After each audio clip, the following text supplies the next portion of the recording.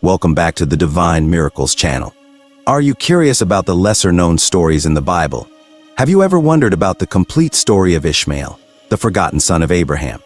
In this intriguing video, we unravel the mysteries surrounding Ishmael's life and his significance in biblical history. Who was Ishmael? How did his lineage shape the course of history? Join us as we delve into the depths of this captivating tale. According to the Bible, Ishmael was Abraham's first son. He was born when Abraham was 86 years old and living near Haran. In Genesis, God promises Abraham, during an apparition, that he will have a son and become the father of many nations. At that time, Abraham had no children, as his wife Sarah was unable to conceive. They questioned how this promise would be fulfilled. In Genesis, Sarah, still called Sarai, suggests to Abraham, still called Abram, that he have a child with her Egyptian maidservant Hagar, whom she gives to him as a wife. Then Sarai, Abram's wife, took Hagar, her Egyptian maid, and gave her to her husband Abram to be his wife. This seemed to be a common custom of the time, as Jacob's wives also resorted to it. The wife would offer a servant to her husband, but all children born from this union were considered hers, which could be seen as an early form of surrogacy. In antiquity, it was common for a barren woman to offer her husband a servant who would bear children in her stead. It was the wife, not the servant, who raised the children. While this solution may have seemed reasonable to Abraham and Sarah, it created more problems than it solved. Hagar did indeed have a child with Abraham. When Sarah learned she was pregnant, she began to despise Sarah, and Sarah sought help from Abraham. Genesis 16:4 states, "So, when she saw that she had conceived, her mistress became despised in her eyes. Then Sarah said to Abram, 'My wrong be upon you. I gave my maid into your embrace, and when she saw that she had conceived, I became despised in her eyes. The Lord judge between you and me.' Abraham allowed Sarah to act as she wished. Sarah then mistreated Hagar, who fled from her.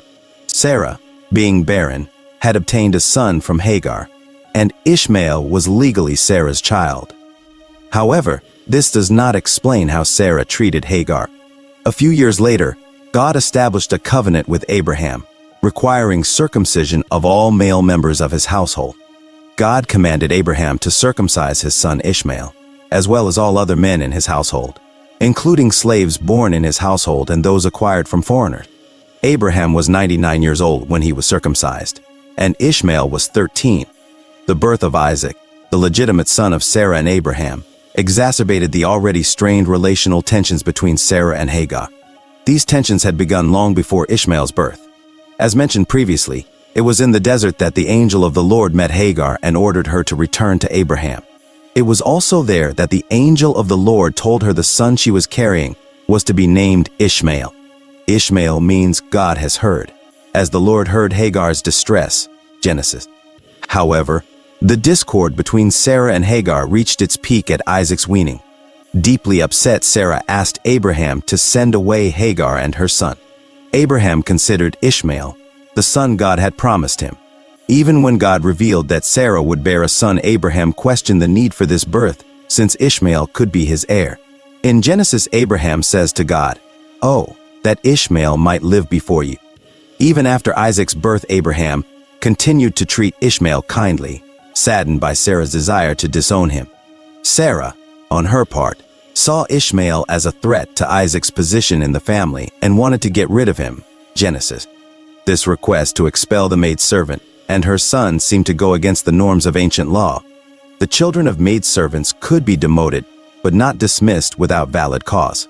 The fact that Abraham resisted such treatment and only acted on God's command suggests that the action taken was not in accordance with the standards of the time. One may wonder about Sarah's reaction. Was it because of an act committed by Ishmael that threatened Isaac, or was it simply his existence that posed a threat? Genesis 21:9 tells us that Sarah saw the son of Hagar the Egyptian, whom she had borne to Abraham, scoffing. Does this mean Ishmael was mocking Isaac or merely playing with him? Does the word scoffing in this context mean mocking, deriding, or simply rejoicing in the situation? Sarah perceived Ishmael as a rival to Isaac, not because of any act he may have committed, but because of his very existence. The author of Genesis recounts the story of Ishmael mainly to establish a contrast between Isaac and Ishmael, not as individuals, but as representations of God's work. The idea is that when God kept his promises to Abraham, he was not constrained by natural and ordinary laws, in other words, by the flesh. Although God's preference for Isaac as the son of the wife conforms to custom, the rejection of Hagar and Ishmael made the contrast more striking. Hagar was sent away with her son into the wilderness, Genesis 21:10-14. They were about to die of thirst when God heard the boy and provided him with water. However, God still had plans for Ishmael. He assured Hagar that Ishmael, as Abraham's son, would become a great nation. In Genesis 21:17-18, the fulfillment of the prophecy is reported. This fulfillment is further described in Genesis, where it is mentioned that Ishmael had 12 sons who eventually became powerful leaders and formed a nation. Here's how it happened. Hagar, who herself was of Egyptian origin, chose an Egyptian wife for her son. Ishmael settled in the wilderness of Paran, dwelling from Havilah to Shur, which is east of Egypt as you go toward Assyria, Genesis. According to Genesis, Ishmael had 12 sons and 1 daughter. The Bible lists the names of Ishmael's sons in Genesis as follows: Nebajoth, Kedar, Adbeel, Mibsam, Mishma, Duma, Massa, Hadad, Tema, Jetur, Naphish, and Kedema. Surprisingly, he is credited with 12 sons, just like Jacob had 12 sons. Ishmael's descendants, known as Arabs, lived in the region of Havilah, which was in the northern part of the Arabian Peninsula. This region was a desert area between BBA in the Envi Desert and Egypt. Isaiah 6:7 mentions the descendants of Nebaioth and Kedar as sheep breeders. From the beginning, Ishmael's descendants were known for their warlike nature, as they lived in hostility toward their brothers. This fulfilled God's prediction that Ishmael would be a wild donkey of a man. His hand would be against everyone, and everyone's hand would be against him. They lived in hostility toward all their brothers. Genesis. Other peoples, including descendants of Abraham's sons by Keturah, 1 Chronicles 1:30-33, and some descendants of Esau, settled in the Arabian Peninsula, such as the Amalekites, Genesis. Although Isaac alone remained Abraham's heir, Ishmael and Abraham's other sons by concubines were also blessed by him, as indicated in Genesis. This means that Hagar's sons, as well as the sons of Keturah, received material goods from the patriarch. The Bible does not report any conflicts between Ishmael and Isaac once they were grown. Both of them are described as burying Abraham at Machpelah, Genesis. Most of the names mentioned in this account are influential tribal families of that time and are mentioned in other passages of the Bible. Ishmael's descendants, Abraham's sons, are generally identified as Ishmaelites in the Bible. They were organized into 12 tribes, living in movable camps in the southern desert, Genesis 25. Ishmael died at the age of 137, Genesis. And while the Bible doesn't specify where he was buried, Muslim tradition places his tomb at the Kaaba in Mecca. In the New Testament, the Apostle Paul mentions Ishmael specifically in his allegory, contrasting the legalistic religious persecutors with those born according to the Spirit and enjoying freedom in Christ, Galatians. It's worth noting that Ishmael became a relatively common name, and other characters in the Bible are also mentioned as Ishmael. For example, there was a descendant of Saul and Jonathan named Ishmael, as well as a high official under Jehoshaphat's reign and the son of a priest at the time of Ezra. However, among all the individuals mentioned, the most well-known Ishmael was the son of Nethaniah, a member of the royal house of David, who played a significant role during the period of Babylonian oppression against the Jews, Jeremiah 41:1-15.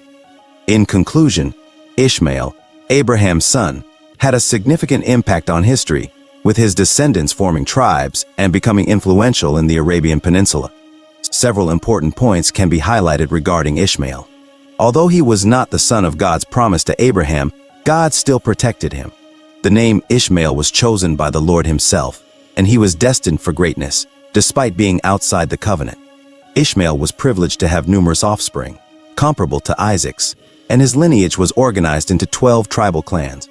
God characterized Ishmael and emphasized the nomadic lifestyle of his descendants and the resistance they would face from the children of the covenant. Over time, Ishmael's descendants became associated with the Midianites, who were also descendants of Abraham through Keturah. This blending of intertwined peoples led to assimilation between the Ishmaelites and Midianites in biblical passages. Today, Arabs claim their genealogy from Abraham primarily through Ishmael, a theory widely spread among Muslims and some Christians. Muhammad himself declared his descent from Ishmael. According to the Quran and missionary Kenneth Fleming, there is likely some truth to this theory, as ancient texts establish a connection between the northern Arabs and the descendants of Ishmael. However, it is unlikely that all inhabitants of Arabia are Ishmael's descendants, as the descendants of Keturah and Esau also populated the Arabian Peninsula. While some modern Arabs may trace their origins to Ishmael, not all Arabs are his descendants, contrary to Muslim claims.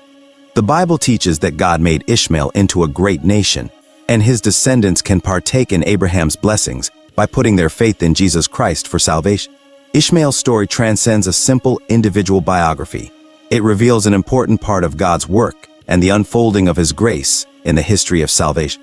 Ishmael symbolizes natural birth, resulting from Abraham and Hagar's union, while Isaac represents supernatural birth, where God displayed his power by allowing a 90-year-old barren woman to conceive. The Apostle Paul uses the biblical story of Hagar and Sarah to illustrate a spiritual truth about salvation in Galatians 4. Hagar represents the Old Covenant based on human actions and the law, while Sarah embodies the New Covenant based on divine grace and redemption through Christ's work. Believers in Christ are like the child born of Sarah. Free and born of the Spirit, Paul emphasizes that we, as believers, are not children of the slave woman, representing natural birth, but of the free woman, representing supernatural birth. Thank you for watching. See you in the next updated videos. May God bless you.